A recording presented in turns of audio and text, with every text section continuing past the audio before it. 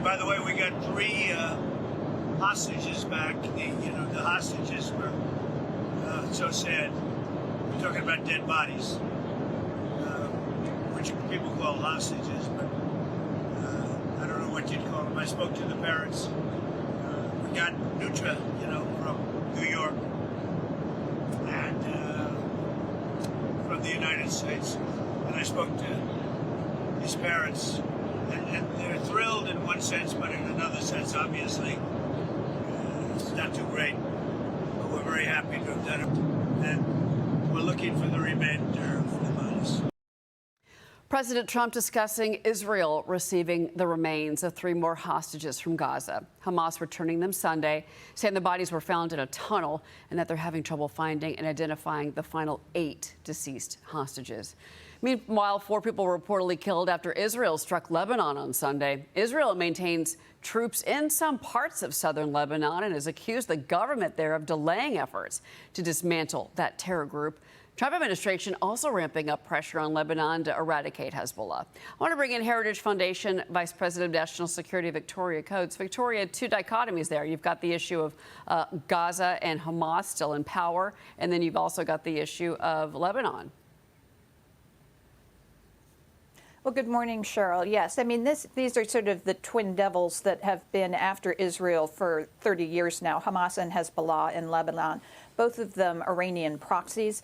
Now, the good news there is Iran is really very much on its back foot, has very limited resources to resupply them. Also, the change of government in Syria makes resupplying Hezbollah more difficult. So I think what you see Israel saying to the new government in Lebanon is, hey, this is your opportunity.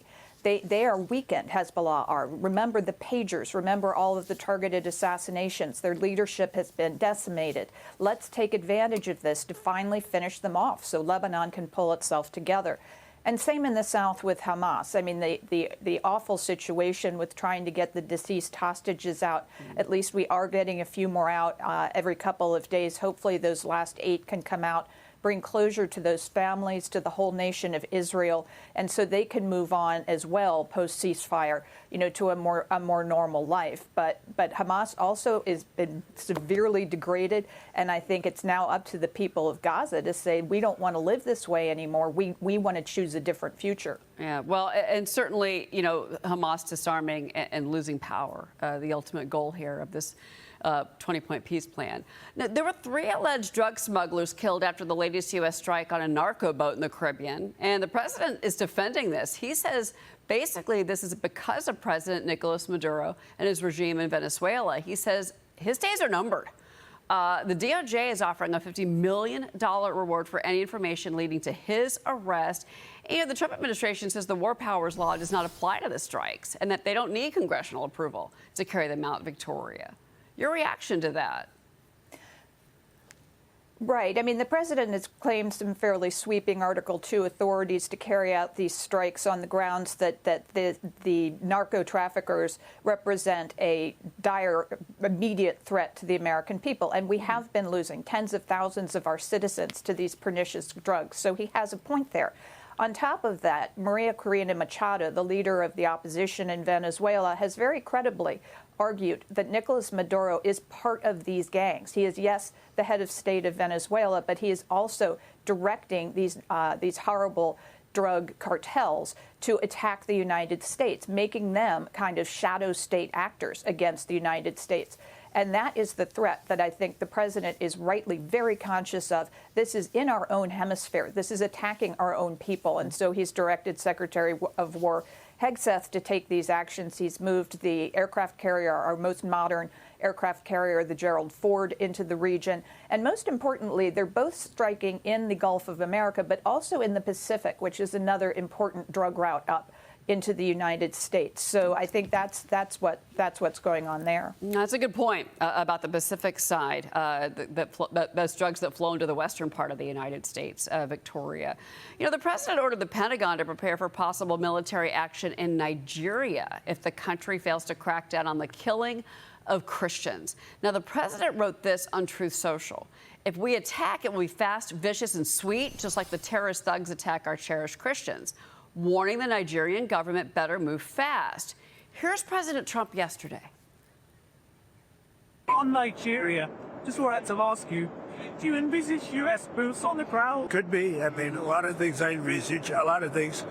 They're killing record numbers of Christians in Nigeria, that part of the world, very bad. They're killing the Christians. They're killing them in very large numbers. We're not going to allow that to happen. The International Society for Civil Liberties and Rule of Law is out with these stats from Nigeria. Since 2009, 18,000 Christian churches have been burned, 50,000 Christians have been killed, 5 million have been displaced. Just this year, 7,000 Christians killed. Rapper Nicki Minaj weighed in on this, reading this made me feel a deep sense of gratitude. We live in a country where we can freely worship God. Thank you to the president and his team for taking this seriously. God bless every persecuted Christian. Let's remember to lift them up in prayer. Victoria, what do you make of that? Nicki Minaj, who has never been a fan of President Trump and has always been very outspoken against him, celebrating this move by President Trump to actually say to the government of Nigeria, enough. Yes, I was a little surprised by this from Ms. Minaj, who I don't know a great deal about, but I do know she is a very open Christian and that she takes this problem seriously, and it is a horrible problem. A lot of this has metastasized over the last 5 years, Cheryl, because the Biden administration abandoned a lot of our counterterrorism partnerships with the French and with the countries like Niger in Central West Africa.